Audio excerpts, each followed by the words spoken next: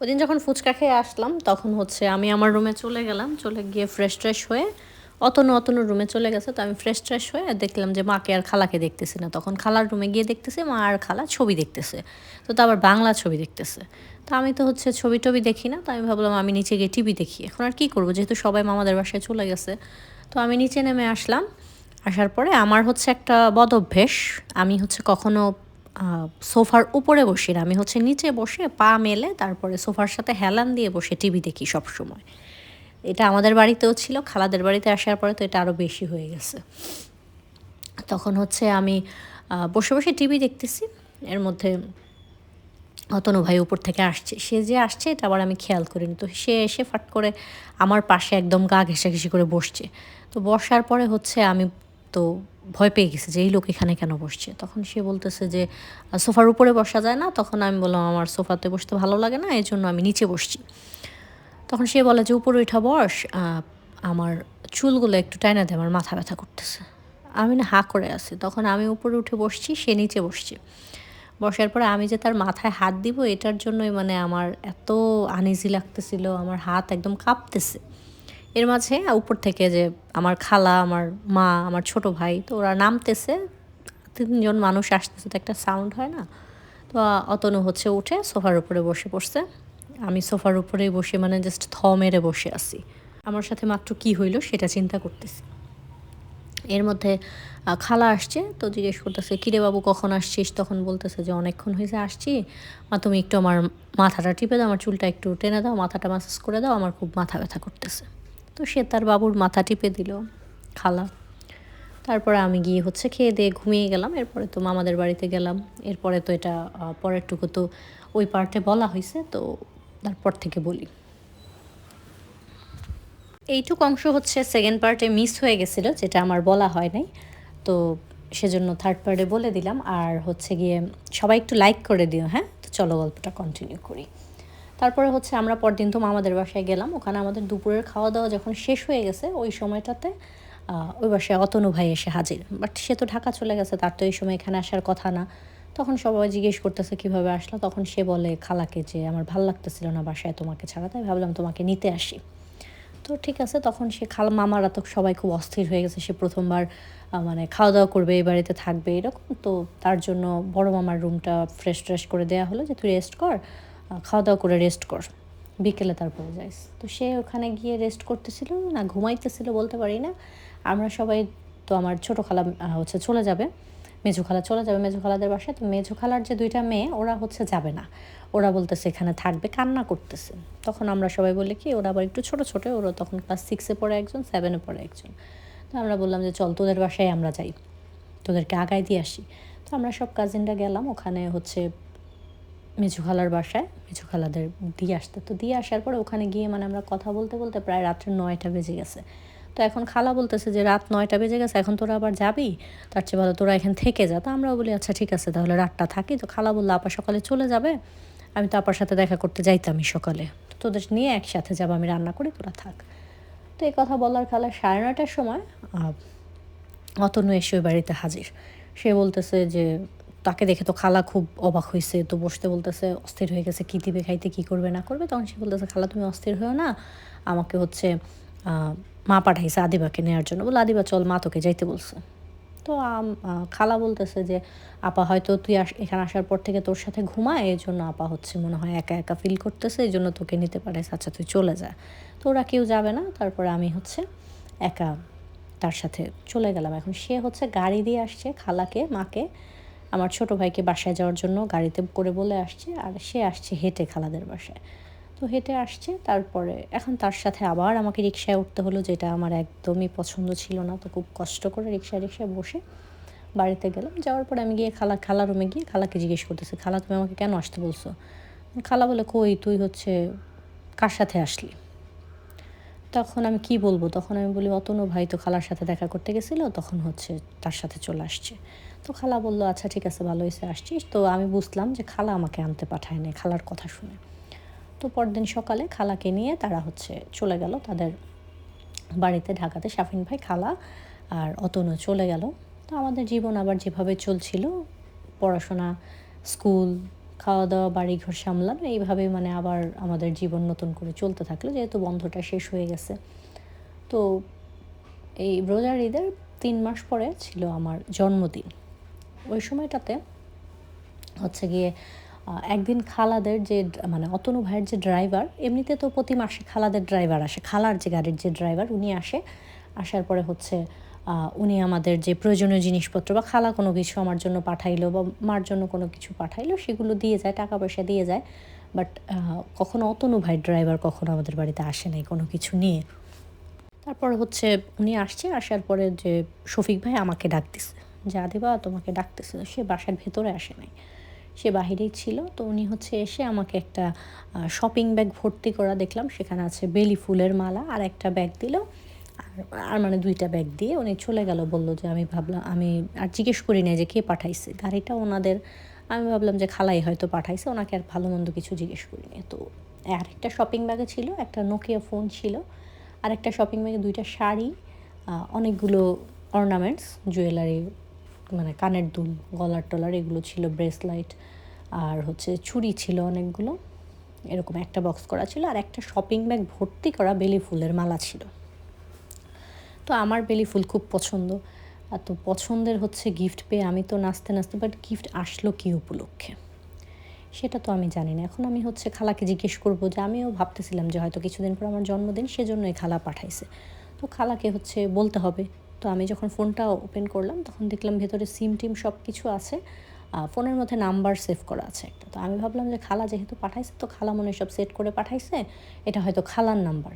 তো আমি খালাকে মানে খালাকে ভেবে ফোন দিচ্ছি, বাট ওপাশ থেকে ফোনটা উঠানো হয়নি। তো এটা শেষ হয়ে গেছে। তো আমি রাত্রে সারাদিন তো ফোন নিয়ে নাচতেছি, আনন্দে বান্ধবীদের দেখাবো সবাইকে আমার খালা আমার জন্মদিনে ফোন গিফট করছে। তো হচ্ছে এরকম করতে করতে রাতের 11টার সময় আমি আবার তাকে ফোন দিছি, তখনও হচ্ছে গিয়ে ফোনটা রিসিভ হয় নাই। তো ঠিক আছে, তারপরে আমি ঘুমাই গেছি বলতে মাথার মধ্যে এটাই চলতেছিল যে খালাকে বলতে হবে যে খালা আমার অনেক পছন্দ হয়েছে তোমার গিফটগুলো।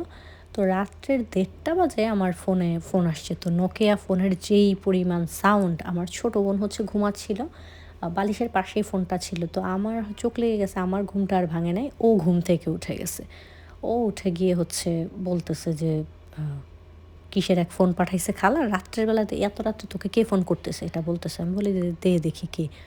তো আমি দেখলাম যে সেভ করা নাম্বারটা। তো আমি ভাবলাম হয়তো খালা ফোন দিচ্ছে, কারণ খালা ঢাকাতে তো তাড়াতাড়ি অবশ্যই ঘুমাবে না, না ঘুমাইতেও পারে।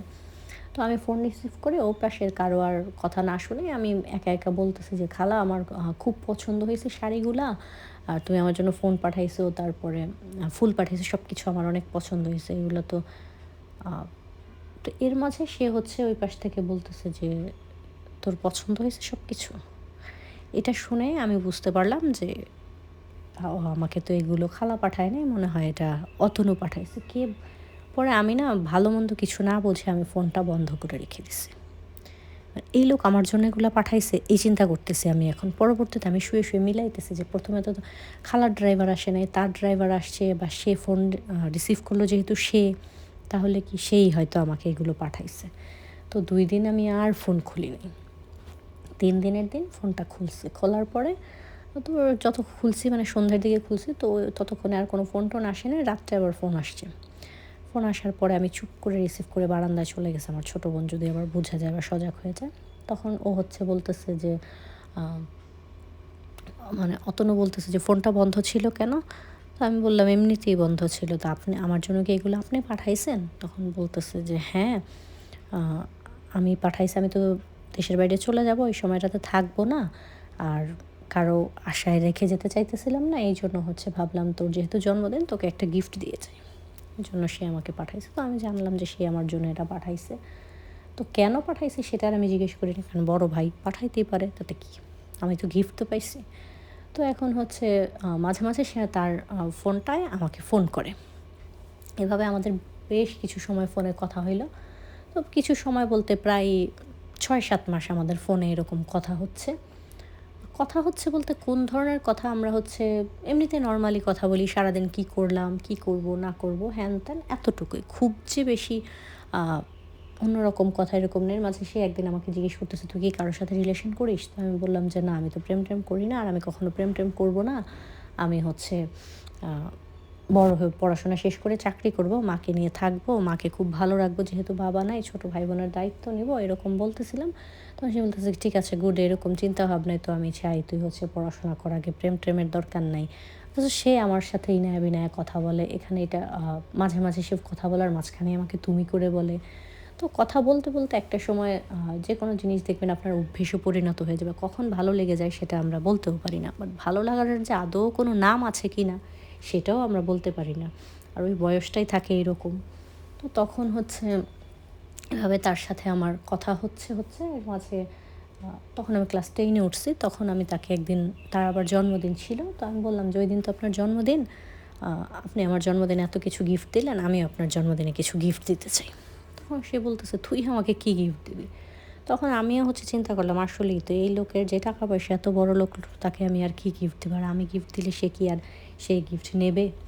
তারপর আবার বললাম যে না, আমি বললাম যে আপনি আইসেন, আমি আপনাকে একটা গিফট দেবো। তো তার যেদিন জন্মদিন ওই দিন সারাদিন চলে গেল, তাকে আমি সারাদিন ফোন দিছি, সে হচ্ছে আর আসে নাই। তো সে আসতে আসতে মানে, তো সে হচ্ছে আমাকে 12টা-1টার সময় ফোন দেয়, এই জন্য বেশিরভাগ সময় আমি জেগেই থাকি। তো সে বলছে যে দেখি, আমি যখন বলছি যে আপনি আইসেন তখন বলছে দেখি। এখন আমার কাছে খুব বেশি টাকা ছিল না, আমার কাছে শুধু 2500 টাকা ছিল। এগুলো হয়তো ওই বকশিসের টাকা বা খালা দিছে এরকম জমানো কোনো টাকা হবে। তো সেখান থেকে আমি 2500 টাকার মধ্যে আর তার জন্য কী গিফট কিনবো? তো আমাদের ওইখানকার সবচেয়ে ভালো শপিং মল, সেখানে গেলাম স্কুল থেকে। ওইখানে গিয়ে তার জন্য একটা মানি ব্যাগ কিনলাম। আমার কাছে মানে তখন মাথায় আসতেছিল না, আমি কোনো কাপড় কিনলে যদি সেটাতে সে তার পছন্দ না হয় বা আমি কিনতে না পারি, বা এত অল্প টাকার কাপড় কি সে পরবে, এরকম নানান চিন্তা আসতেছিল মাথায়। তখন হচ্ছে আমি গিয়ে ওনার জন্য হচ্ছে একটা মানি ব্যাগ কিনলাম, আর 300 টাকা দিয়ে একটা হাফ পাউন্ডের একটা কেক কিনলাম। কারণ এর বেশি তো আমার কাছে আর টাকা নেই, আর ছিলই 2500 টাকা। 200 টাকা আমি হাতে রাখলাম, তারপরে বাসায় এসে আমার রুমে এগুলো হচ্ছে লুকায় রেখে দিলাম, খাটের নিচে কেকটা রেখে দিছি, আর মানি ব্যাগটা ছোটো জিনিস এক জায়গায় রেখে দিছি, যে যদি সে এসে পড়ে তাহলে দিব, আর না আসলে নাই, যখন আসবে তখন দিব, আর কেক খেয়ে ফেলবো, সমস্যা কী। তো সারাদিন অপেক্ষা করলাম, আমি আসছি 5টার সময়, তো সে তো আর আসে না। তো রাত্রে হচ্ছে শুয়ে থাকতে থাকতে আমার না চোখ লেগে গেছে, তো আমার মনে হলো যে বাহিরে আমি গাড়ির শব্দ পাইছি, বাট ঘুমের তালে কখনো আমি ভাবলাম স্বপ্ন দেখতেছি বা কোনো কিছু। তখন হচ্ছে সে 12টার পরে গিয়ে সে আসছে, তো জন্মদিন তো শেষ। তখন সে এসে রুমে গিয়ে ফ্রেশ ট্রেশ হয়ে আমাকে ফোন দিছে, ফ্রেশ হয় নাই, রুমে এসে ফোন দিছে, ফোন দিতে বলতেছে বল তুই আমাকে আসতে বললি কই, তোর তো কোনো খবর নাই, সবাই দেখি ঘুমাইতেছে, তুইও তো ঘুমাই গেছিস। তখন আমি বলি আপনি এখন আসছেন? বলে হ্যাঁ, উপরে আমি আসছি, আয় রুমে আয়। তো আমি আবার ঘড়ির টাইম দেখে বলতেছি আপনার জন্মদিন তো শেষ, এখন আর এসে কী করবেন? তো বলতেছে আয় তুই উপরে আয়, কী গিফট আনছিস আমার জন্য, নিতে হবে না, এই জন্য আসলাম। তো আমি হচ্ছে উপরে গেলাম, তার গিফট আর কেকটা নিয়ে একদম আস্তে আস্তে করে উপরে উঠে গেলাম, কেউ যাতে না দেখে।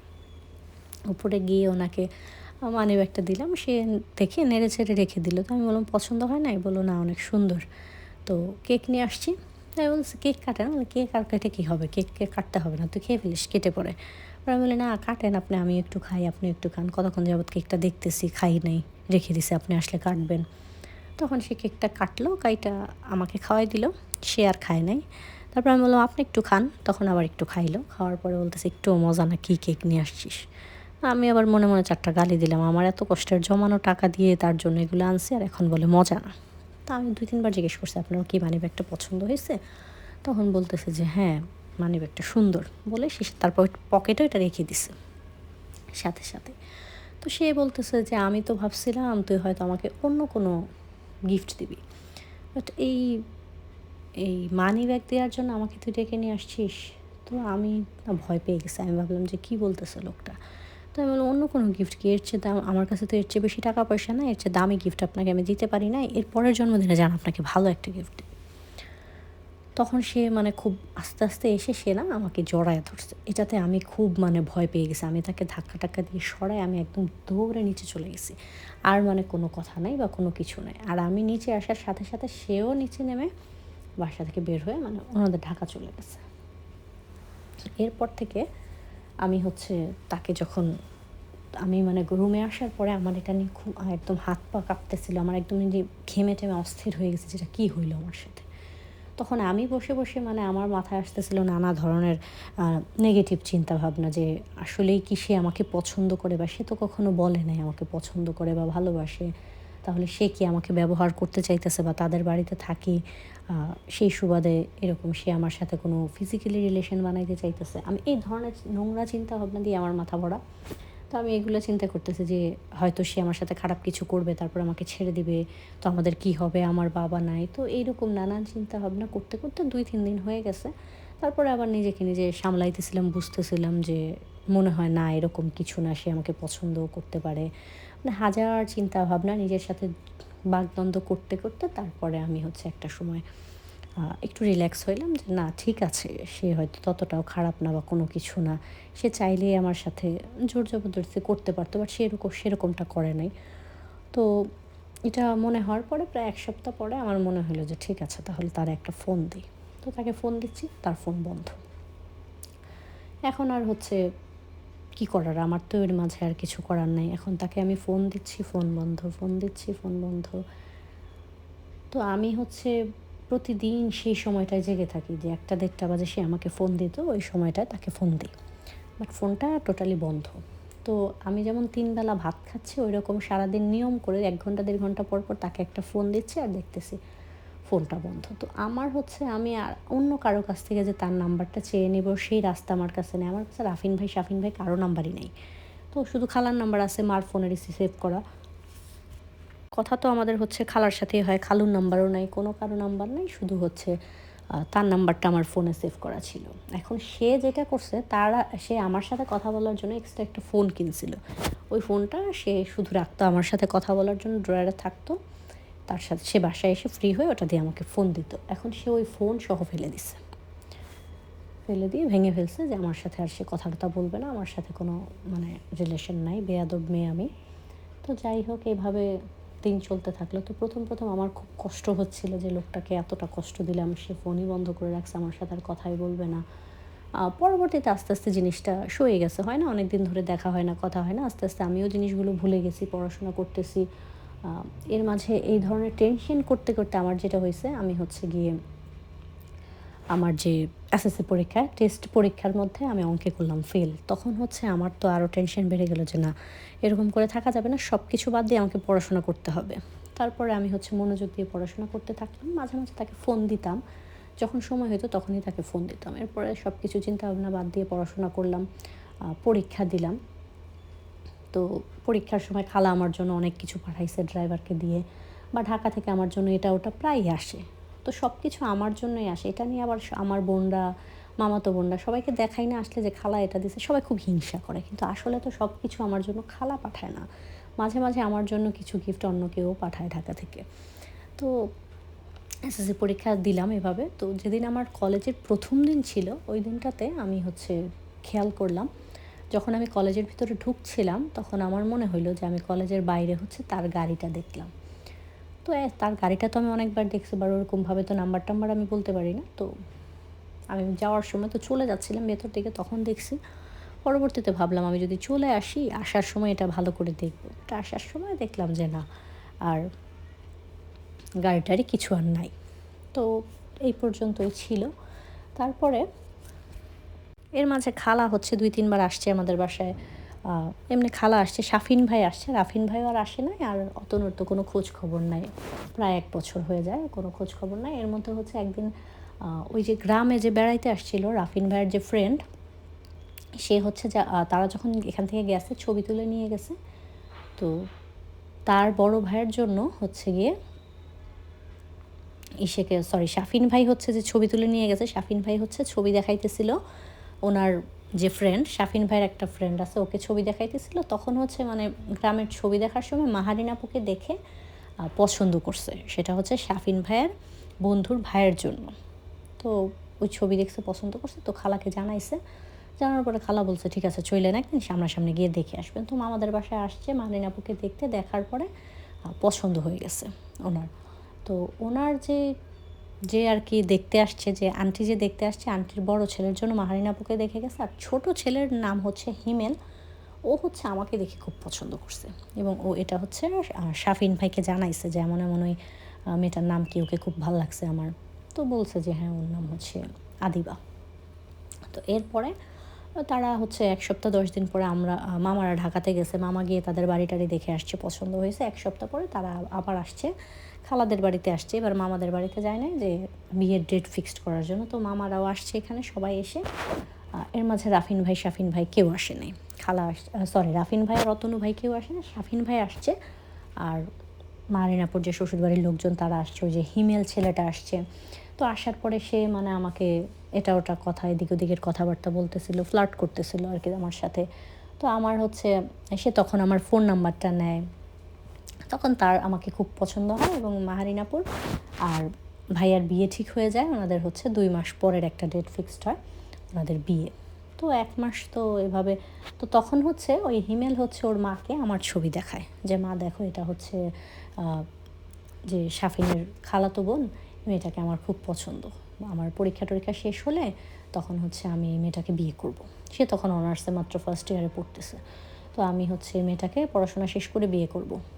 তো আমার হচ্ছে গিয়ে যে হিমেলের আম্মু উনি বলছে হ্যাঁ মেয়েটা তো সুন্দর, আমারও ভালো লাগছে, ঠিক আছে তোমাকে বিয়ে দিব। তো হিমেল আমাকে মাঝে মাঝে ফোন করে, আমাদের নাম্বার এক্সচেঞ্জ হয়েছে, সে যখন আসছে বিয়ের ডেট ফিক্সড করতে। তো সে আমাকে মাঝে মাঝে প্রায়ই ফোন করে। এটা মানে বেআইন হিসেবে যতটুকু কথা বলা যায় 5-10 মিনিট আমিও তার সাথে কথা বলি, দুষ্টামি করি। এখন এইভাবে সব কিছু চলতেছে। তো একদিন হচ্ছে যে মা ইসের বাসায়, তো একদিন শুক্রবারে হচ্ছে খালাদের বাসায়, মানে বিয়ের আগে, বিয়ের হয়তো আরও 10-15 দিন বাকি ওই সময়টা, 15-20 দিন বাকি ওই সময়টাতে তারা সবাই খেতে বসছে। তো বিয়ের কথা উঠছে, ওই হিমেলদের বাসার কথা উঠছে, সবাই কথা বলতেছে। এর মাঝে হচ্ছে শাফিন ভাই খালাকে বলছে আম্মু জানো হিমেল অনেক পছন্দ করছে আদিবাকে।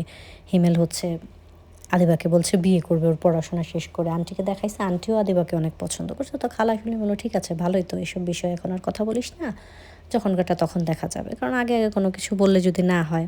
তো খালারও ব্যাপারটা খুব ভালো লাগছে যে হিমেলদের ফ্যামিলি খুব ভালো, ওইখানে হচ্ছে আমাকে যেহেতু পছন্দ করছে। তো খালা এইটা সে খাচ্ছিল টেবিলে বসে, অতনু তখন বাংলাদেশে ছিল, সেও তখন খাইতেছে টেবিলে বসে। সে ওই খাওয়া রেখে বের হয়ে কুমিল্লা চলে আসছে, আয়শা তার রুমে গেছে। তখন হচ্ছে যে খালা ছিল, খালাকে বলছে আমার জন্য আমি যেন তার জন্য পানি নিয়ে আসি, আমাকে পানি নিয়ে যেতে বলছে। তো সে এতদিন পর আসছে, তাকে দেখার পর তো আমার আবার পুরনো অনুভূতিটা একটু জেগে উঠছে। তো আমি তাকে গিয়ে হচ্ছে পানি দিতে গেছি।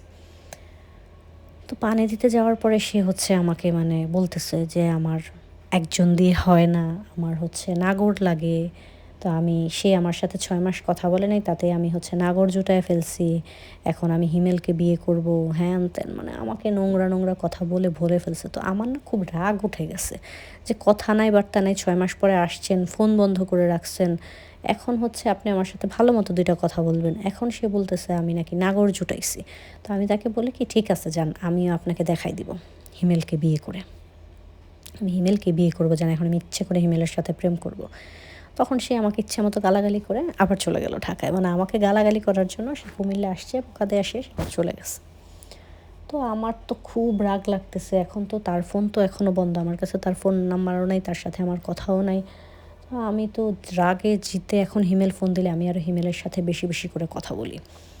তো তারপরে এরকম সব কিছু চললো। ঢাকা থেকে খালা আমাদের জন্য অনেক শপিং টপিং করে নিয়ে চলে আসলো বিয়ের দিন। এখন বিয়ের হচ্ছে গিয়ে যে হলুদের দিন আর কি, সন্ধেবেলা হিমেলদের বাসা থেকে আমাদের জন্য হলুদের কাপড় পাঠানো হয়েছে। যেহেতু মাহারিনাপুর অনেকগুলো কাজিন ছিল, তো তারা এগুলো জানছে, তো একরকম শাড়ি কিনে পাঠাইছে আন্টি সবার জন্য। তো সেটাতে আমরা খুব খুশি ছিলাম, আমরা ওই বাড়িতে সবাই গেছি শাড়ি টাড়ি দেখার জন্য। আর খালা চলে আসছে মানে সেই রবি সোমবারই চলে আসে, বাট তারা তখনও আসে নাই, তারা আসছে বুধবার দিন। রাফিন ভাই আর হচ্ছে অতনু ভাই দুইজনই বুধবার দিন আসছে। তাদের ফ্রান্স থেকে তাদের ফ্রেন্ডরা আসছে গ্রামে ঘুরতে, গ্রামের বিয়ে খেতে। এটা হচ্ছে বুধবারের ঘটনা। তো বুধবার দিনে শাড়ি পাঠাইছে। তো আমি হচ্ছে ওখানে গিয়ে তাকে দেখায় দেখায় আমি হচ্ছে আরও সেদে সেদে কথা বলতেছি হিমেলের সাথে। হিমেল আমার সাথে কথা বলতেছে, সে আমার দিকে তাকাই থাকতেছে, আমিও তার দিকে তাকাইতেছি, হাসতেছি, অতনুকে জ্বালানোর জন্য এরকম করতেছি।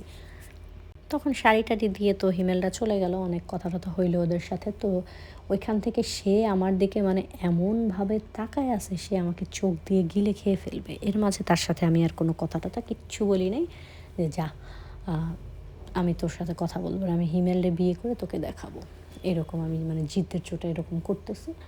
তো এই ব্যাপারটা মানে চলে গেল। পরদিন হচ্ছে মাহারিনাপুকে যেই মহিলা আসছে সাজাইতে, কারণ মামা হচ্ছে একটু মানে পর্দা টর্দা করা পছন্দ করে, সে তার মেয়েকে বাজারে সাজতে যেতে দিবে না। তো আশেপাশে থাকেন এলাকার মধ্যে ছোটোখাটো পার্লার, ওনারা হচ্ছে বাসায় এসে সাজায় দিয়ে যাবে, এরকম একটা পার্লারের একটা মহিলার সাথে কাকি কথা মামি কথা বলছে, উনি আসছে। তো মাহারিন আপু আবার খুব মানে বাবা মায়ের খুব ভক্ত মেয়ে, সে কিছু বলবে না যে না এভাবে না সেভাবে, সে কোনো কিছুই বলে নাই। তো আমার ওই মহিলার কথাবার্তা একদম পছন্দ হয় না, আমি ওই মহিলার কাছে সাজবো না। তো আমি হচ্ছে বলছি কি যে আমাদের ওখানে যে বাজারের যে এরিয়াটা, আমাদের কলেজের এরিয়াটা, ওইটার সামনে খুব ভালো একটা পার্লার আছে, সবাই ওখানে সাজে, আমি ওইখানে সাজবো। বাট বিয়ে বাড়িতে আমি ওখানে কার সাথে সাজতে যাবো? একা তো কেউ যাবে না, সবাই হচ্ছে ওই মহিলার কাছেই সাজবে, ওনার আবার 2-3 জন অ্যাসিস্ট্যান্ট আছে, তারা সাজায় দিবে। বাট আমি তো হচ্ছে সাজবো না। তখন আমি হচ্ছে বসে আছি, সারাদিন বসে আছি, সাজতে যাওয়ার লোক খুঁজে পাই না। মা বকতেছে যে সবাই সাজতেছে, আমার ঢং, আমি মহিলার সাথে সাজতে পারবো না। তো খালা বলতেছে কি দাঁড়া আমি দেখি, তোকে পাঠানোর ব্যবস্থা করি। তো হচ্ছে আমাকে যদি কেউ দিয়েও আসে, আবার আমি রাত্রে একা, সন্ধ্যা হয়ে যাবে আস্তে আস্তে, তখন একা একা সেজে আসবো, এটা হচ্ছে প্রবলেম। এই কারণে আমাকে যেতে দেওয়া হচ্ছে না। এছাড়াও তো আমি এভাবে তো যাতায়াত ওই রাস্তা দিয়ে আমি একাই করি। তখন রাফিন ভাই হচ্ছে উপর থেকে নামতেছে, তখন 6টার 5টা 5:30 বাজে, মানে আমি আশা ছেড়ে দিছি যে আমি যাবই না। তখন রাফিন ভাইকে হচ্ছে খালা বলতেছে যে ওকে একটু নিয়ে যা বাজারের পার্লারটা ওখানে দিয়ে আয়, তারপরে হচ্ছে তুই আবার 1 ঘন্টা পরে যাইস, ওকে গিয়ে নিয়ে আসিস। তো রাফিন ভাই না কিছু বললো না, হ্যাঁ না, সে উপরে চলে গেল। উপরে চলে গিয়ে সে গিয়ে অতনুকে বলছে যে আদিবা হচ্ছে পার্লারে যাবে, তুই ওকে দিয়ে আয়।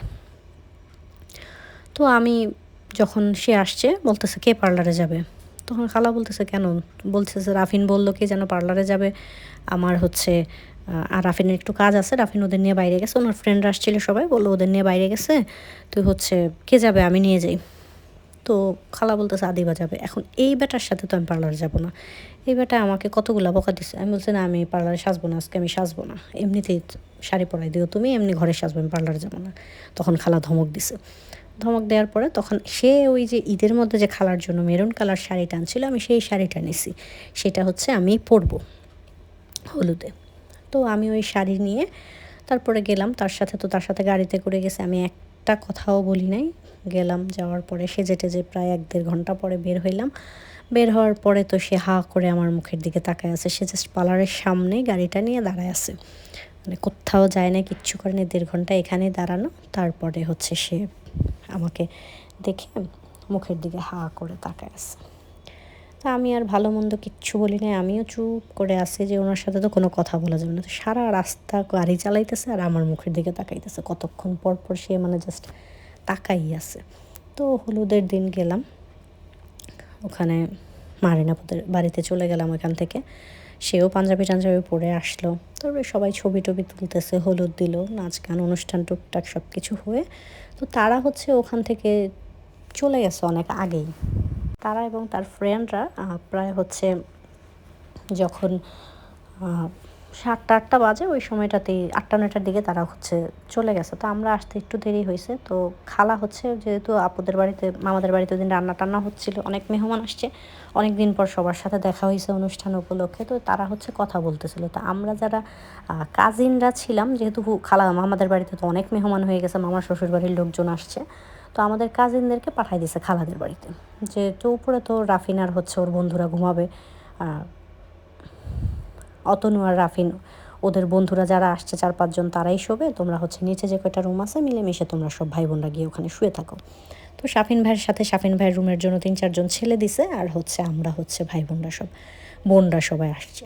তো ঠিক আছে, আসছি পরে যেহেতু আমাদের বাড়ি এখন এখানে আমরা থাকি, সবাইকে বিছানা টিছানা করে সবাইকে যে যার মতো শোয়ায়া, তখন হচ্ছে প্রায় রাত্রের, আমি আবার ফ্রেশ হইলাম, শাড়ি টাড়ি খুলছি, তখন প্রায় হচ্ছে 12টা বেজে গেছে, রাত্রি 12টা 12:30 আরও বেশি বাজে, 1টা 1:30 বেজে গেছে। ওই সময়টাতে দেখলাম রাফিন ভাই উপর থেকে নামতেছে।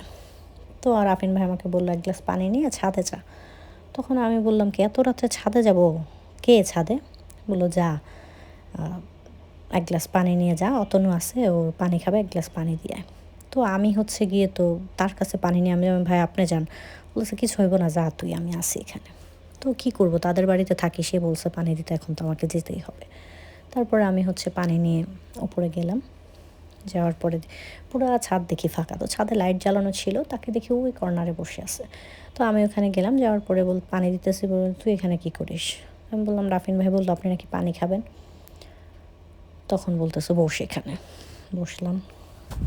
আচ্ছা, এর মাঝে যখন তার সাথে আমি যখন গাড়িতে করে আসতেছিলাম, তখন না সে আমাকে বলতেছে যে আমার অনেক লজ্জা লাগতেছিল। এক তো তার সাথে কথা বলতেছি না, রাগ করে আছি। তার মধ্যে আবার তার দেয়া শাড়ি পরে আছে। আর সে বারবার মুখের দিকে তাকাইতেছে। খুবই কেমন জানি একটা awkward লাগতেছিল। তো সে আমাকে বলল, "এত সেজেগুজে আসছিস বিয়ে বাড়িতে যাতে না দেখি কোনো ছেলেদের সাথে ঢলাঢলি করতে।" আরও ২ টা মানে বাজে কথা শোনায় দিল। এগুলো করা যাবে না।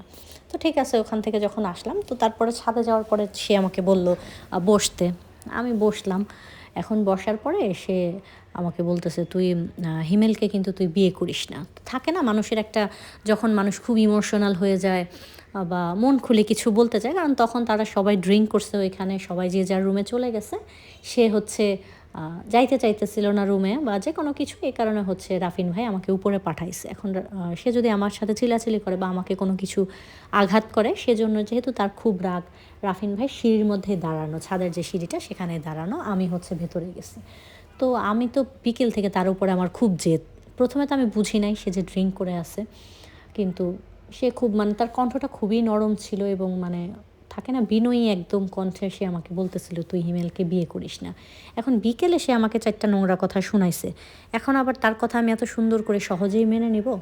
তো আমি বলতেছি যে, "না, আমি হিমেলকে বিয়ে করব।" ওইখানে বসেও তার সাথে আমি তেরামি করতেছি। তখন হচ্ছে সে আমাকে মানে কথাটা ২-৩ বার রিপিট করতেছিল এবং তার হচ্ছে মানে খুব কণ্ঠটা খুব কাতর ছিল। সে বলতেছিল যে, "তুই ওকে বিয়ে করিস না।" তখন আমি মানে বললাম সুন্দর করে যে, "দেখেন, উনি হচ্ছে এমনিতে দেখছে, হয়তো পছন্দ হইছে বলছে। সে এখনও বয়সে ছোট, আমারও বয়স ছোট। আর সে হচ্ছে ঢাকার শহরের। আমি হচ্ছে গ্রামের।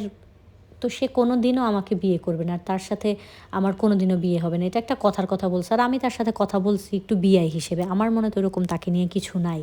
আর বাকি হচ্ছে আপনিই তো আমাকে, আপনি একটা মডার্ন মেয়ে পছন্দ করতে চান। আপনিই আমাকে পছন্দ করেন নাই। আপনি ঐদিন কথা নাই বার্তা নাই রেখে চলে গেলেন। এতদিন ফোনে কথা বলেন না। আপনিও তো আমাকে পছন্দ করেন না। তখন সে আমাকে বলল যে, আমি যে তোকে কি পরিমাণ পছন্দ করি বা কতটুকু পছন্দ করি তার ১ পয়সা পরিমাণ ধারণাও তোর নাই। তখন হচ্ছে আমি না আরেকটু মানে মনোযোগী হয়ে গেলাম তার সাথে কথা বলতে। কি বলে? সে আমাকে পছন্দ করে? তখন হচ্ছে, তখন আবার আমি তাকে একটু খোঁচা মেরে বললাম, "কি যে পছন্দ করেন সেটা তো বোঝা হয়ে গেছে। ১ বছর হয়ে যাচ্ছে কথা বলেন না ফোনে। কোনো খোঁজ খবর নাই, পছন্দ করেন।" তখন সে বলতেছে, "তুই যত যাই করিস, তুই হিমেলের কেন? তুই কারোই বউ হইতে পারবি না? তুই তো আমার বউ অনেক আগেই হয়ে গেছিস।" তখন আমি, "আপনার বউ হয়ে গেছি মানে কি?" তখন সে বলতেছে, "তোর যেদিন জন্ম হইছে ওদিনই তো তোকে আমি বউ ভেবে বসে আছি। আর ওইদিন থেকে আমি হচ্ছে তোকে ভালোবাসি। আমার মা যেদিন বলছে যে আমার ছেলের জন্য বউ বানাবো, ঠিক ওই মুহূর্তটা থেকে আমি তোকে নিয়ে ভাবি আর তোকেই আমি ভালোবাসি।" এটা সে তখন বলল। বলার পরে আমি জাস্ট মানে আমার দুনিয়াটা এলোমেলো হয়ে যাচ্ছিল। এই লোক আমাকে তখন থেকে পছন্দ করে, আর আসলেই কি সে আমাকে সত্যিকারের পছন্দ করে? তো এরকম আরও অনেক রকমের কথাবার্তা সে বলল যে সে ছোটোবেলা থেকে আমাকে পছন্দ করে। এখন আমি কেন অন্য ছেলেদের সাথে কেউ কারো সাথে কথা বলি বা কোনো কিছু, এগুলো সে সহ্য করতে পারে না। তার খুব কষ্ট হয়। আমি তাকে বারবার জিজ্ঞেস করতেছিলাম যে, "আপনি এগুলা কী বলতেছেন?" তখন সে বলে যে, "হ্যাঁ, আমি সেই তখন থেকেই তোকে পছন্দ করি। তারপরে আমি যখন একটু বড় হইলাম, তুই তো একদমই ছোট ছিলি। প্রথমে তো তুই ছোট বলে আমি অ্যাভয়েড করতাম, তোদের বাড়িতে যাইতাম না, যে তুই ছোট। তারপরে হচ্ছে যখন আমাদের দুজনের কথাবার্তা বলার একটা সময় আসলো, ওই সময়টাতে আমাদের ফ্যামিলির সমস্যার ঝামেলার কারণে আমরা আলাদা হয়ে গেলাম। তার পরবর্তীতে হচ্ছে গিয়ে যখন আমরা একটু কথা বললাম কিছুদিন আগে, তখন আবার হচ্ছে তুই পেরেশানি করলি। এখন আবার আমরা কথা বলতেছি না।" তো সে তার ভালোবাসাটা ওইখানে কনফেস করলো। আর আমি সিওর হইলাম যে সে হচ্ছে আমাকে পছন্দ করে এবং মন থেকেই পছন্দটা করে। কারণ আমার সব কিছুই নিয়ে তার, তো তাকে আমি বললাম যে, "আচ্ছা ঠিক আছে, আপনি আমাকে পছন্দ করেন ভালো কথা। আমি হিমেলের সাথে জানার কথা বলব না। হিমেলের সাথে কোনো সম্পর্ক রাখবো না। আপনি চলেন, নিচে চলেন।" তো এটা হচ্ছে আমি তাকে বললাম। বলার পরে সে বলতেছে যে, "না, আমি নিচে যাব না। তুই এখানে বস। আমি তোর সাথে সারারাত কথা বলব।" তো আমি দেখলাম যে তার মানে বাচনভঙ্গি চেঞ্জ হয়ে যাচ্ছে তার। তো আমি বললাম, "ঠিক আছে, আপনি হচ্ছে বসেন, আমি আসতেছি।" আসতেছি বলে আমি সিঁড়িতে চলে আসলাম। এসে দেখলাম রাফিন ভাই দাঁড়ায় আছে। তো রাফিন ভাইয়ের দিকে আমি জাস্ট তাকায় আছি। কী বলবো মানে ভাষা খুঁজে পাচ্ছি না। তখন রাফিন ভাই আমাকে বলল যে, আম "আমি এই জিনিসটা জানি। ও তোকে পছন্দ করে অনেকদিন যাবৎ। কিন্তু হচ্ছে ও কোনোদিনও এটা তোকে বলবে না। আর ও সুস্থভাবে কোনো দিন স্বীকারই করবে না, এটা বলতেই পারবে না। এই জন্য ও যখনই ড্রিঙ্ক করে, সেই আমরা ফ্রেন্ডরা যখন একটু হালকা পাতলা কিছু ড্রিঙ্ক করি, তখনও হচ্ছে ও সারাক্ষণ তোর কথা বিড়বিড় করে। এই কারণে আমি ভাবলাম এই সুযোগে দেখি তোকে পাঠাই, ওর মনের কথাটা তুই যদি মানে এর মধ্য দিয়ে শুনতে পারিস, সেজন্য তোকে উপরে পাঠাইলাম। তো তুই যা, আমি ওকে রুমে রেখে আসতেছি। তো এটা বলে হচ্ছে আমি নিচে চলে আসলাম। নিচে এসে তো আমি সারা রাত ঘুমাতে পারি না একদম। মানে আমি তো জাস্ট ছটফট করতেছিলাম যে কী বলে, এই লোক আমাকে পছন্দ করে। তো রাফিন ভাই তাকে নিয়ে রুমে দিয়ে আসছে, সে ওইখানে ঘুমাইছে। তো এর পরের বাকি স্টোরিটা তো আমরা নেক্সট পর্বে বলবো। তো যারা যারা গল্পটা ফেসবুক থেকে এসে শুনতেছো, তারা তো সবাই অবশ্যই তোমাদের গল্পটা জানা। তো যেহেতু আমি গল্পটায় 2 বার ভয়েস দিতেছি, আমি সেই ভয়েস নোটটা, সেম ভয়েস নোটটা এখানে ইউজ করতে পারি নাই। আমাকে হচ্ছে আবার ভয়েস দিতে হয়েছে। আমার যেই লিখছিলাম যেখানে, সেই জিনিসটাও আমি মানে কাগজটাও আমি খুঁজে পাচ্ছি না। এটা জাস্ট আমার মাথা থেকে যতটুকু গল্পটা আমার মনে আছে আমি বলতেছি। তো কিছু না কিছু ভুল হবে বা এলোমেলো একটু হইতেই পারে, দিন তারিখ এগুলো নিয়ে তত বেশি মাথা ঘামায়ও না। জাস্ট গল্পটায় ফোকাস করো। তো বাকি গল্পটা নেক্সট পার্টে আসবে। আর যারা নতুন আজকে ভিডিওটা দেখতেছেন, সবাই একটু আমার চ্যানেলটা সাবস্ক্রাইব করে দিবেন, একটু বেশি বেশি করে লাইক কমেন্ট করবেন। সবাই ভালো থাকবেন, সুস্থ থাকবেন। আল্লাহ হাফেজ, শুভরাত্রি।